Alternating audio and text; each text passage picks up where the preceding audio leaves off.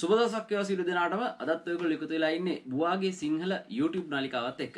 අද අපි කතා කරන්න යන ගීතය ලංකා ගීත සාහිත්‍යයේ වෙනස්ම ආරක්ගත ගීතයක්. මේ ගීතය ගොඩක් දෙනෙක් අහලා ඇති. මේ ගායකයා මේ ගීතේ ගායනා කරන ගායකයාගේ වර්තමානයේ කියන්නේ මේ අද ඊයේ දැඩි ජනප්‍රියතාවයකට ලක් වුණා ඔහු. හරි. සින්දුව දැනටමත් දන්නවා ඇති. thumbnail එකේ දාලා තියෙන නිසා ජැන්ඩි පහට නොයන්දාට මේක කියන්නේ තාත්තා කෙනෙක් ගැන අප්පච්චි කෙනෙක් ගැන පියතුමෙක් ගැන. එතකොට මේ කතා කරන අප්පච්චි අපි එතෙක් මෙතෙක් ගීත සාහිත්‍ය තුල නොදකපු චරිතයක්. මේ අප්පච්චිලා මේ විදිහේ මේ ටයිප් එකේ මේ මොඩල් එකේ අප්පච්චිලා සමාජයේ ඉන්නවා.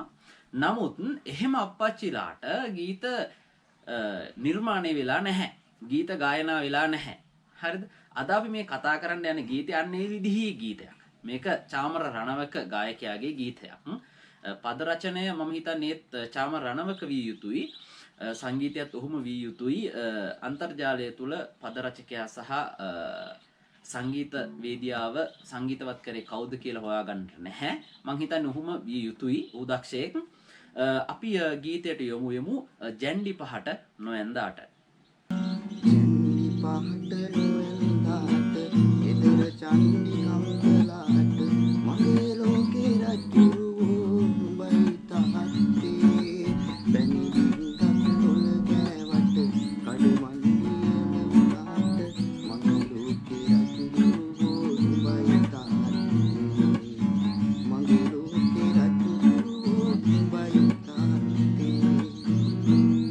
දැන් ඔයගොල්ලෝ අහන්න ඇති ගීතයේ පළවෙනි පද පෙළේ ටික.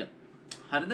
මේ ගීතයේ කතා කරන්නේ අප්පච්චි කෙනෙක් ගැන, තාත්තා කෙනෙක් ගැන, පියතුමෙක් ගැන. හරි.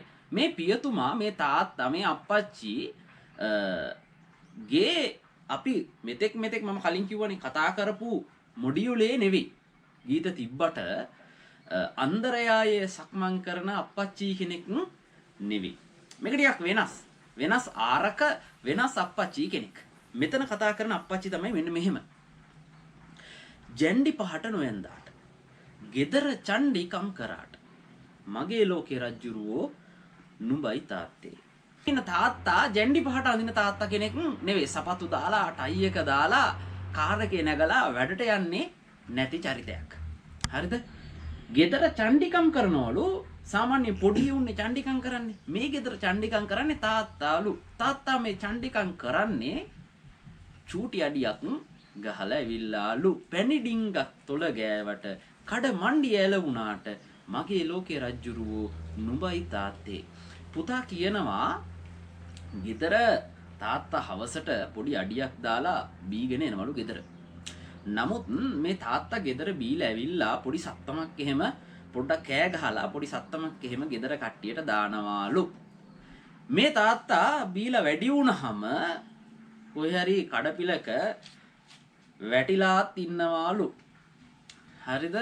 දැන් සමාජය තුල හිතෙන්න ඇති යකෝ මු බලපංකෝ බම්මේ වැටිලා ඉන්නවා කඩවල් ගානේ මුගේ දරු පවුලකුත් ඉන්නවා මුගේ හැටි මෙහෙමයි කියලා. නමුත් සමාජයේ එහෙම තාත්තාට බැන්නාට මේ පුතා තාත්තාට එහෙම බනින්නේ නැහැ.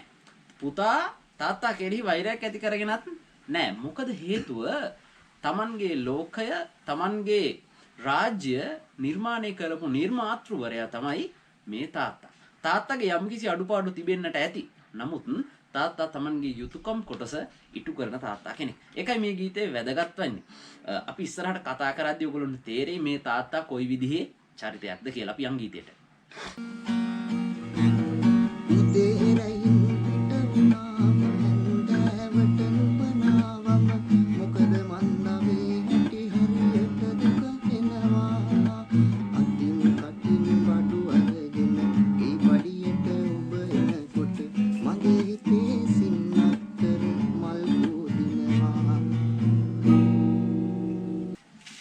දෙවෙනි කොටස ඔයගොල්ලෝ අහන්නට ඇති.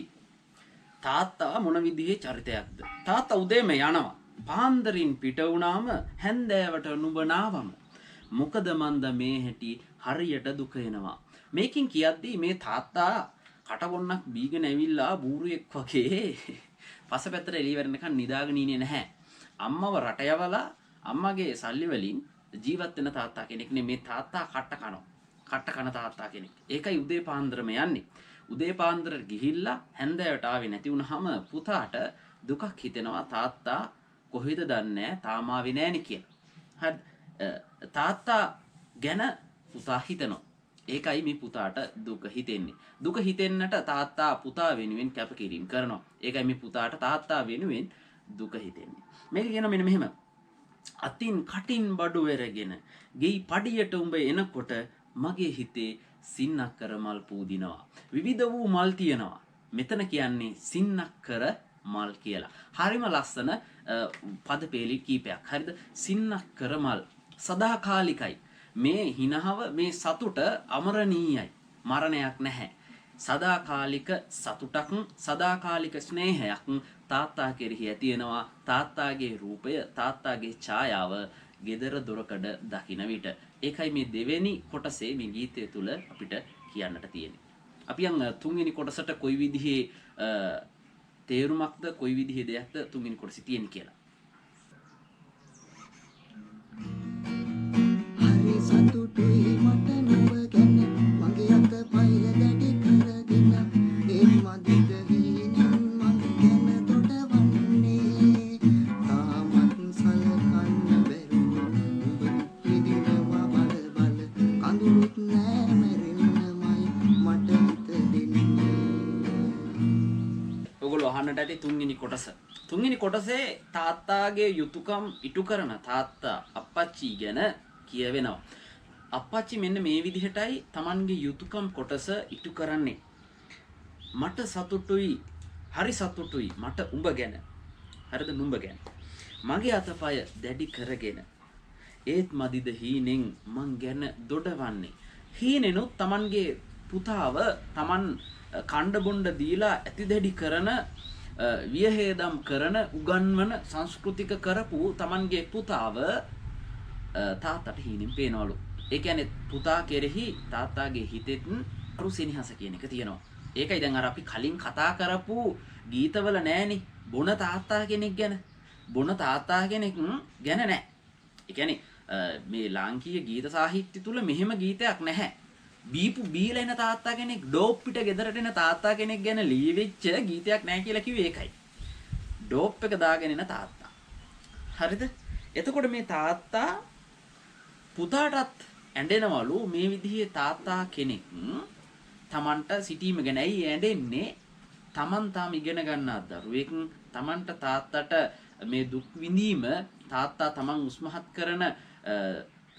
කරන්නට විඳින දුක දැකලා පුතාට ඇඬෙනවා. පුතා තාම පාසල් යනවා. පුතාට තාම රැකියාවක් නැහැ. පුතාට තාම රැකියාවක් කරගන්නට බෑ තාත්තාට සැලකීමට. ඒකයි මේ පුතාට තාත්තා ගැන හිතද්දි ඇඬෙන්නේ. මේ ගීතය අතිශය ජනප්‍රියයි.